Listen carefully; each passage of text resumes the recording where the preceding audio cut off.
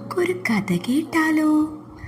കഥയുടെ പേരാണ് കുറുക്കനും കൊക്കും. ഒരിടത്ത് ഒരു കാട്ടിൽ ഒരു കുറുക്കനും കൊക്കും ഉണ്ടായിരുന്നു. അവർ നല്ല സുഹൃത്തുക്കളായിരുന്നു. എങ്കിലും രണ്ടുപേരും വ്യത്യസ്ത സ്വഭാവക്കാരായിരുന്നു.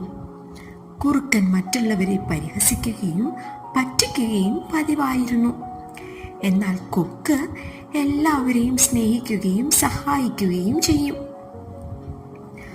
അങ്ങനെയിരിക്കെ ഒരു ദിവസം കുറുക്കൻ കൊക്കിനെ തന്റെ വീട്ടിലേക്ക് ക്ഷണിച്ചു.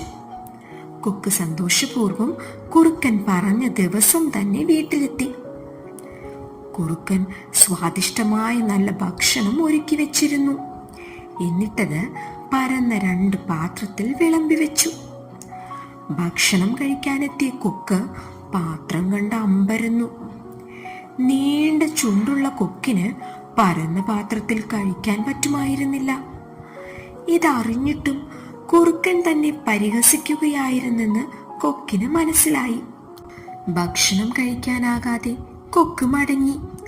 അതിന്റെ നിരാശയോ ദേഷ്യമോ ഒന്നും തന്നെ കൊക്ക് പുറത്തു കാണിച്ചില്ല. കുറച്ചു ദിവസങ്ങൾക്കു ശേഷം കൊക്ക് കുറുക്കനെ തന്റെ വീട്ടിലേക്ക് വിരുന്നിന് ക്ഷണിച്ചു.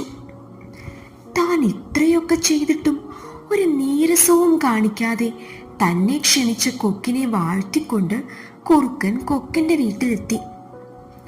കൊക്ക് തന്റെ ചങ്ങാതിയെ സൽക്കരിക്കുന്നതിനായി മേശ നിറയെ വിഭവങ്ങൾ ഒരുക്കിയിരുന്നു. കുറുക്കൻ വന്നതും കൊക്ക് 2 പാത്രങ്ങളിലായി ഭക്ഷണം വിളമ്പി. പൊക്കമുള്ളതും ഇടുങ്ങിയതുമായ പാത്രത്തിലാണ് കൊക്ക് ആഹാരം വിളമ്പിയത്. കുറുക്കനുണ്ടോ ആ പാത്രത്തിൽ നിന്ന് കഴിക്കാൻ സാധിക്കുന്നു? കൊക്ക് കഴിക്കുന്നതും നോക്കി ഇളിഭ്യനായി അവിടെ ഇരുന്നു. ഒരിക്കലും മറ്റുള്ളവരുടെ കുറവുകളെ പരിഹസിക്കരുത് എന്ന വലിയ പാഠം കുറുക്കൻ അങ്ങനെ പഠിച്ചു. പിന്നീട് അവൻ ആരെയും പരിഹസിച്ചിട്ടില്ല. ഈ കഥ നൽകുന്ന ഗുണപാഠം എന്താണെന്ന് കൂട്ടുകാർക്ക് മനസ്സിലായോ? എല്ലാം തികഞ്ഞവരായി ആരുമില്ല. എല്ലാവർക്കും കുറവുകളുണ്ട്.